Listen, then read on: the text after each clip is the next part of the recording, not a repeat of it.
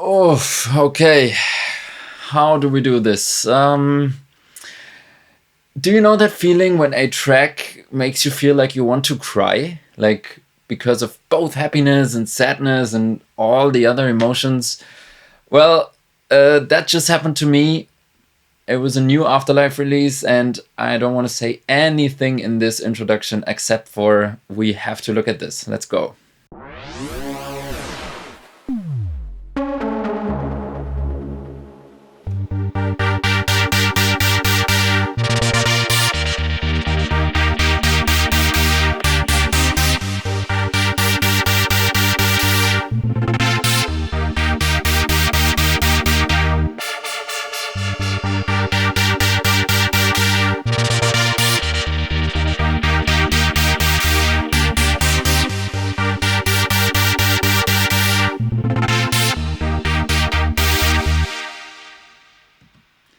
So this probably sounds a bit familiar to you. Um, it's the song Dreamcast by Mind Against. Essentially, it's only one specific part of the track, and that's already pretty interesting. So the track was released on Afterlife, as I said, and yes, you can pretty much hear that from the emotional content in this section of the track. The first time I listened to this, I was instantly reminded of some EDM tracks of like 10 years ago or so, to be honest. Not in a bad way, just the sound reminded me of like the sound that was used reminded me of those tracks. And it felt a bit unusual in the beginning, but yeah, I really love it. It's a very nice sound. And in this video, I want to show you, yeah, mainly those two, but also like those little effect sounds down here. And it was already so much fun to do this. So if you want to see more of this track or maybe other tracks to be rebuilt, then let us know in the comments. Also, all the presets that I'm using here in this video are available as a free download. So make sure to grab those. Just follow the link in the description and they will be yours. So we don't want to spend too much time looking at the MIDIs today because this is just like a chord progression. It doesn't really matter.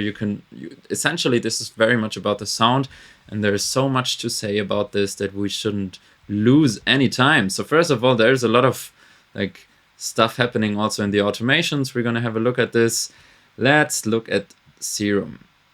So maybe for your surprise, this is only one oscillator. Unison is the key to this sound, that's for sure. So if we don't have unison, it doesn't work.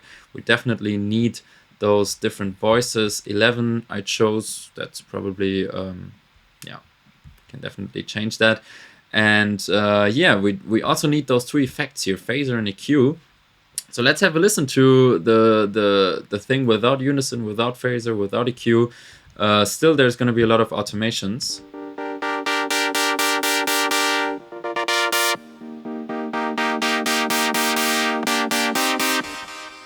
So that's interesting. This is what it sounds like. And if we add the unison now, we get this beautiful poly voicing, and yeah, everything sounds wider and just nicer, right? We have to make sure that there's like no problems with the whiteness, like stereo image wise, but yeah, there's also a video on our channel about this. It was just coming out some weeks ago, so check this out up here. The detune is not that high, right? I wouldn't like it to be like this. Even though you could technically like play with this and have it like on the mod wheel or just automate it, but that's just an idea, right? Anyways, we have the band on here to just take away a little bit of the low frequencies already. Doesn't really change too much. And then I think the phaser is also pretty interesting here.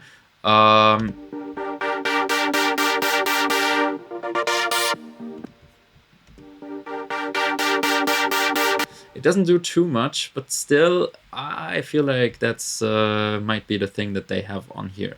And then there's just a bit of EQ to boost the higher frequencies. Phaser always takes away just a little bit of them. And yeah, I feel like the sound just needed some brightness.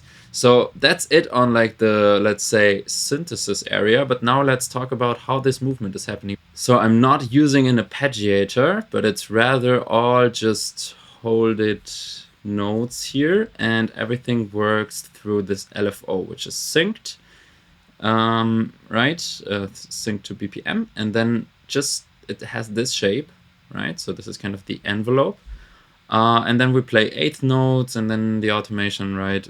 It goes from 8th to 16th, then up to, is it quarters? I think, right? And then back to the, we can have a look at this.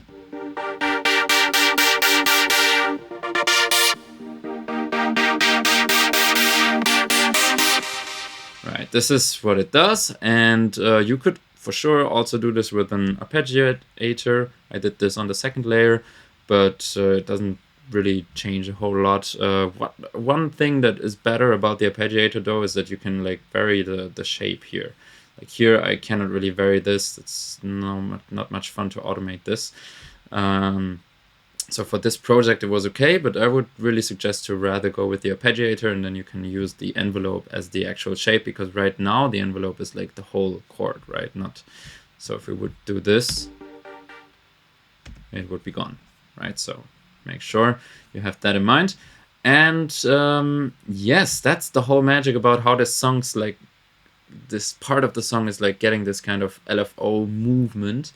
And yeah, that's the whole lead already. We have just a little bit of reverb on here and some automations, right? Let's have a look at these. So here, the modulation 1 amount is the intensity of the LFO, right? So you can see the LFO is mapped to the cutoff, which creates this kind of LFO movement.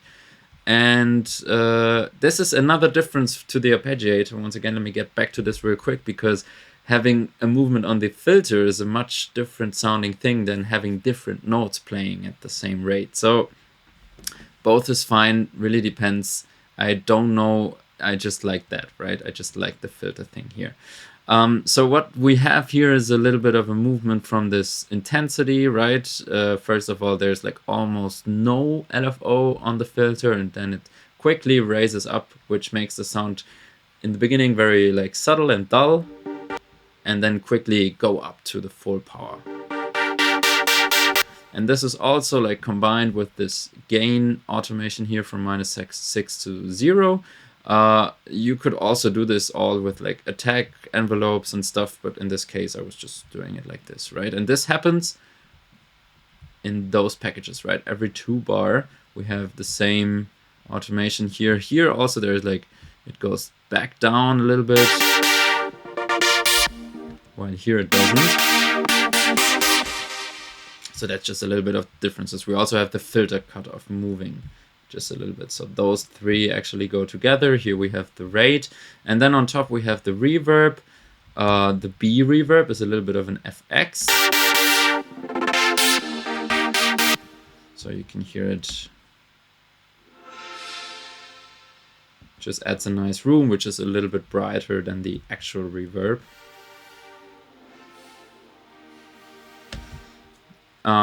Yes, and then on the other side there's also some echoes right here.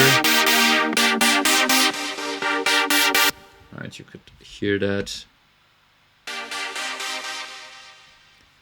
And I really like it how in their track they just added those every now and then, and they don't have it running all the time. So those are the spots where they have it.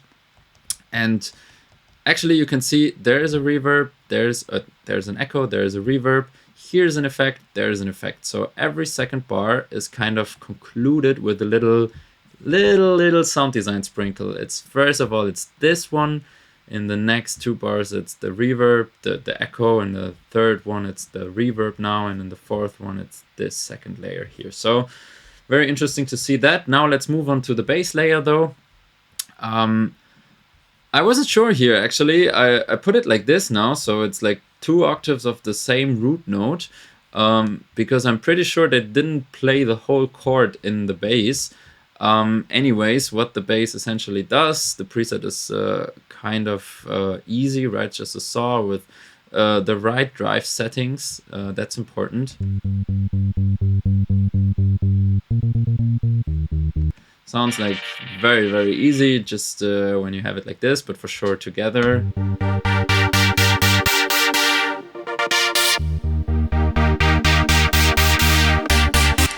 it just adds that bit of extra body to the sound, right? So we don't have to talk too much about this one. We have the same volume automations and the same rate automations, this time with the arpeggiator, right? So you can do both.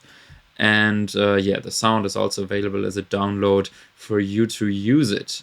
And then we have those two layers. I think that's, you can see that I copied the initial sound here to work with, but change it up a bit then. So here now we don't have the unison anymore in this layer, but we do have a lot of FM. So we have a saw wave and another saw wave, and one modulates the other, right? Frequency modulation. So this is what it sounds like. We can disable the echoes for a moment. So we have a little bit of movement here on the LFO, on the filter, right? From 1/32 notes to 1/16. And then we have three different chains here, right? One is completely empty. That's a dry chain. Then we have an echo.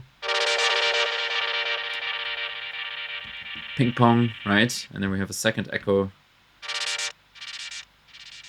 which is mono, but a bit like slower. It's only like dotted quarter notes.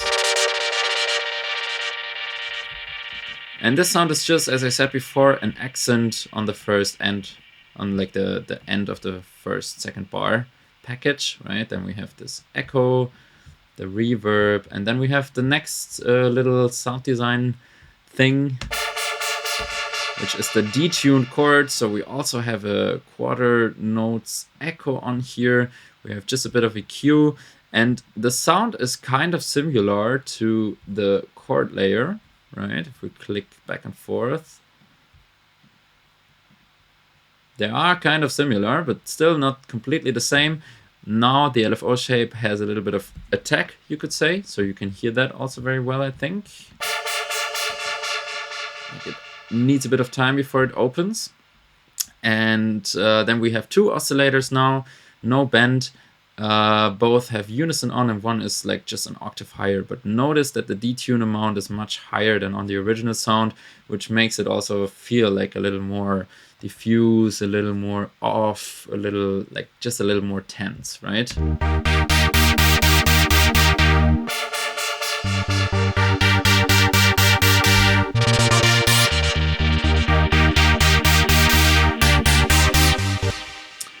And that's it. That's the chords and how they are made in Dreamcast by Mind Against. A very, very beautiful track. If you want to, as I said before, if you want to see a bit more of this track, like if you want me to rebuild the sound on the drop or like the kick and bass line, anything, just let me know. Let us know in the comments. You can also tell us about other tracks, labels, artists, or whatever you are interested in that you want us to cover on the channel. And otherwise,